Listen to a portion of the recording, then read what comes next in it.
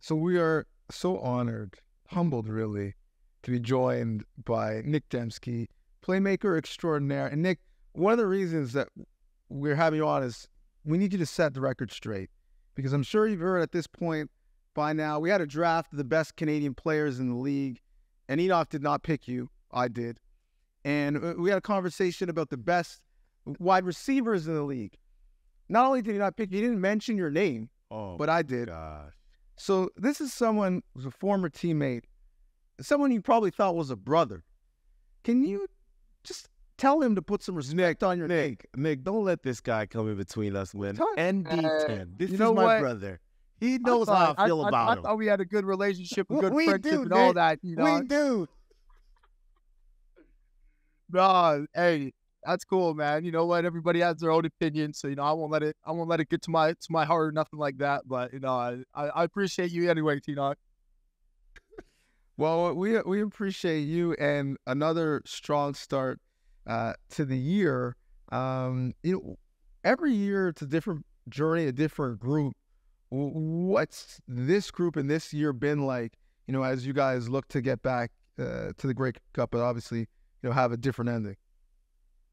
Yeah, I mean, we just try to grow each week. There's been a little bit of movement in our receiving core and even kind of our offense as a whole. So, we just try to get better and just kind of find that chemistry. I mean, I think we've been doing a pretty good job. Obviously, there's obviously always room to expand that, but we still try to kind of figure out our rhythm and whatnot. But you know what, I thought we started off pretty strong. We're just trying to keep building on what we're trying to achieve. Man, Nick, tell me this, right? Yeah, when we play together, you're still, a little fresh in the CFL, and I've seen your maturation. First of all, I'm extremely proud. I'm extremely proud. No.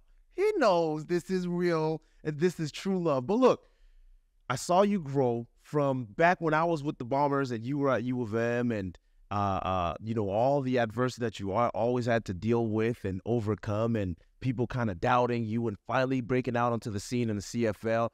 We played together in Saskatchewan, took trips. I was just showing the guys the trip that we took to Ukraine years back. But to see you grow, one, I'm extremely proud to see. But tell me what kind of leader you are, man. I've never got to get on in a huddle where Nick Dembski is the leader. What kind of leader are you? Because now this is the stage that you're at in your career where you get to teach some of the younger guys and you can talk about some of the stuff that you've experienced and grown and learned over the years. What kind of leader are you? How would you describe yourself, Nick? Yeah, I mean, you know what, I am a leader, but I'm probably more so not like I'm a vocal leader in the film room, just kind of telling the guys what I see. I have a great relationship with Zach, and him and I definitely get on the same page about a lot of this stuff. But for me, I'm not really one of those, you played with me. I'm not really one of those guys who's a rah type of guy going to try to get you hype or anything like that. But I'm definitely going to go out there and lead by example. And, I'm going to try always doing the right thing. Whether that's, doing the right thing, blocking, or whether that's, catching the ball downfield, trying to make an explosive play for the team. So, I mean, for me in the huddle, I am a little bit of a quieter guy, but, when it comes to it, back to the sidelines and kind of see what kind of coverages we're going against, different fronts and all that. That's kind of where I voice my opinion and just try to get everybody on the same page. Because, I mean, as a forward player, you need to be on the same page with all 12 guys. So that's kind of the leader that's where I guess my veteran presence and leadership comes into play.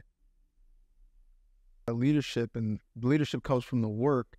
When you came out, people thought, oh, maybe he'll be a gadget guy. Mm-hmm. Bubble screens, sometimes on teams, maybe reverse. But you worked at your game where if someone's just watching, well, he runs the whole route tree. He catches the contested ball over the middle. Adding those elements to your game and being really an example of how you can grow as a Canadian in the game. What's that process been like, not settling for maybe, the role you had when you were drafted? Yeah, I mean, what I think, like, when I first made the switch to receiver, I mean, I think I had a lot of success just because I was a little bit more athletic, a little bit more faster. But, when you come to the CFL and start playing professional football, I mean, everybody's at that kind of, athleticism and speed. So for me, I mean, I'm just a competitor. I always want to be, one of the best out there. I want to leave a legacy of my name, you know, in the CFL. So for me, it's how do I get better? You know, how do I, kind of grow my game and expand my route tree, expand the different things I could do. Because, for sure, when I first came in, it was kind of a gadget type of player, maybe a returner.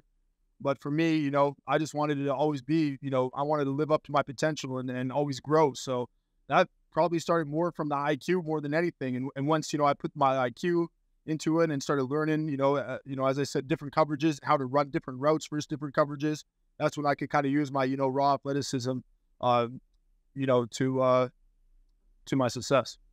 Listen, I literally, Donovan touched on your versatility, which is definitely one of your greatest attributes. And beyond that, you talked about your IQ, which sets you apart as well. You can read defenses like none other. But I've seen you literally do everything. And don't think I forgot. I know that you got the ability to run the ball out the backfield too. Every team, every coach that I have, the first thing I say when we're playing, hey, coach, just remember, he has the ability to be a running back too. So when he goes in the backfield, he can run it. So just tell Buck Pierce, he's my former teammate, that it's not going to be a surprise to any Enoch Muamba team affiliated.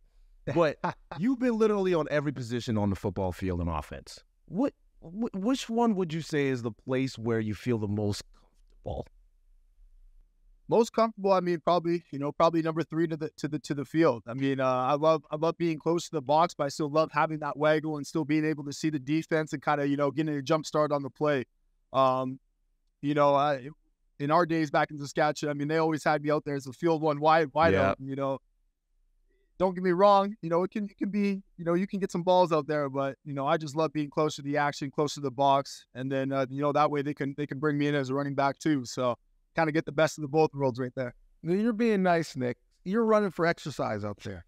You're running for exercise, especially, I mean, sometimes more so with some quarterbacks than others. Like you may not ever be seen in the field.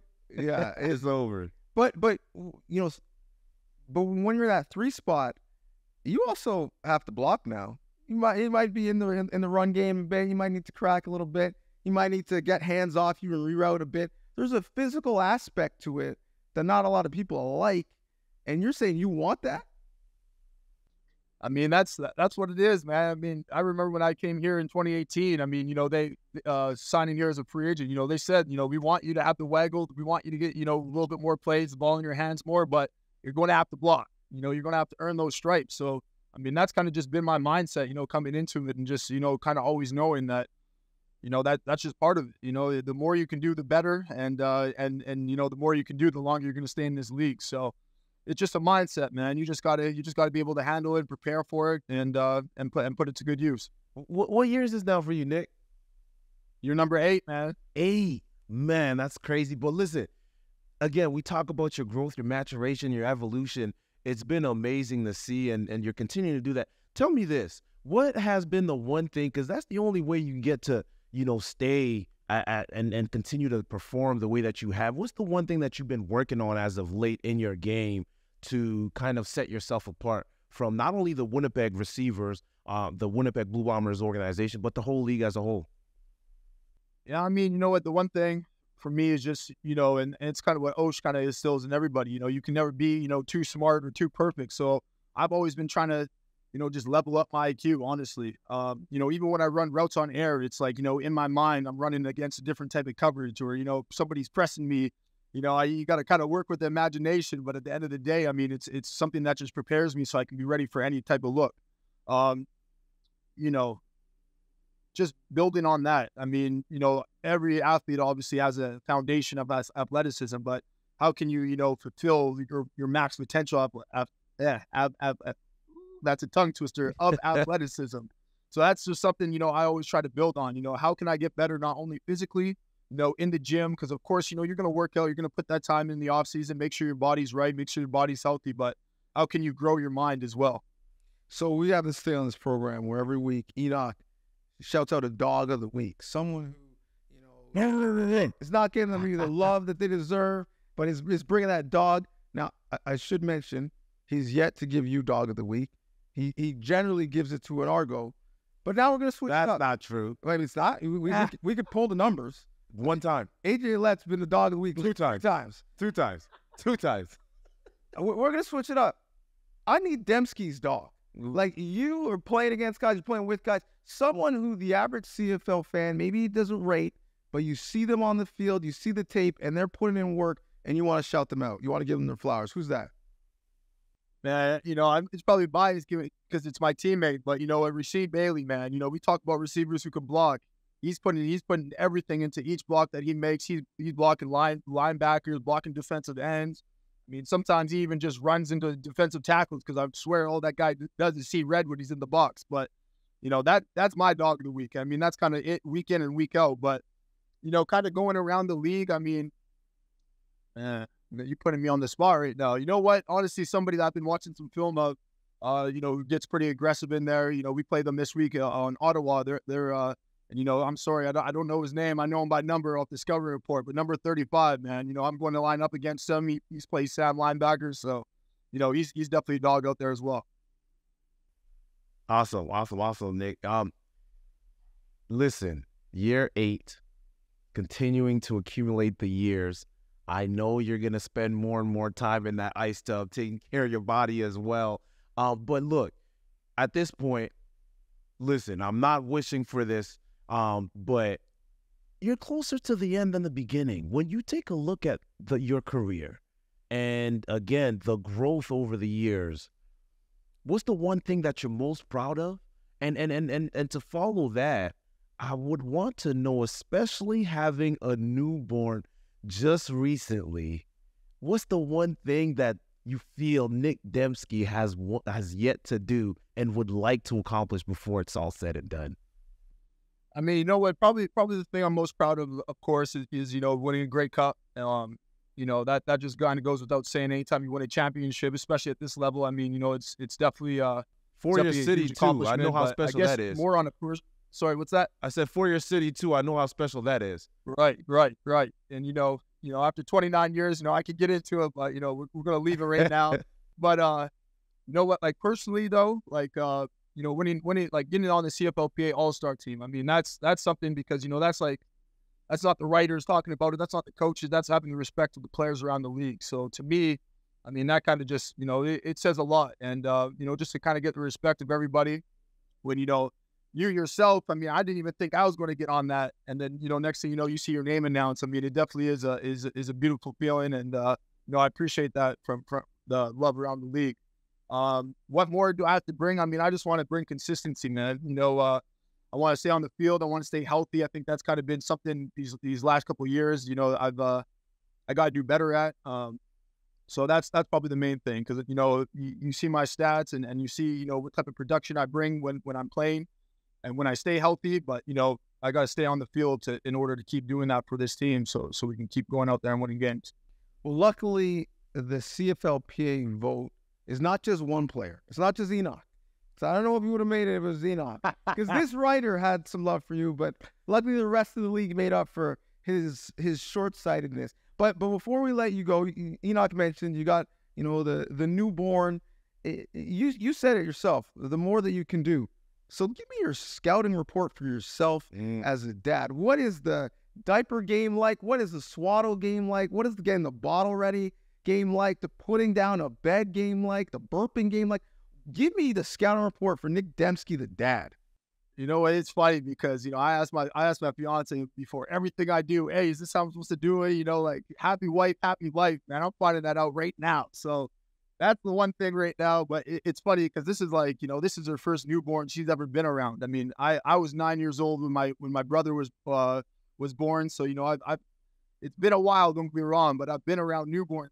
This is her first. So, it's obviously it's a beautiful journey for both of us, man. And I mean, it's definitely stressful at times, but it's a lot of fun at the same time. And I mean, we're going to enjoy it together. But for me, my diaper game's definitely strong. My burping game, I need a lot of help for that. So Enoch, if you got any pointers for me, Don, I don't know if you got any kids, but I need help with that. I can't burp my baby for the life of me right now. But other than that, man, I mean, it is fun. The sleepless nights, I mean, hopefully that will turn around at some point here. But Yeah, man, I'm loving every moment of it. Listen, baby's still fresh. I'll give you a little bit of time, but I'm challenging you. I'm challenging you, Donovan, to the Dad Olympics, and I'm telling you guys, I'm taking the gold medal. That's a guarantee, man.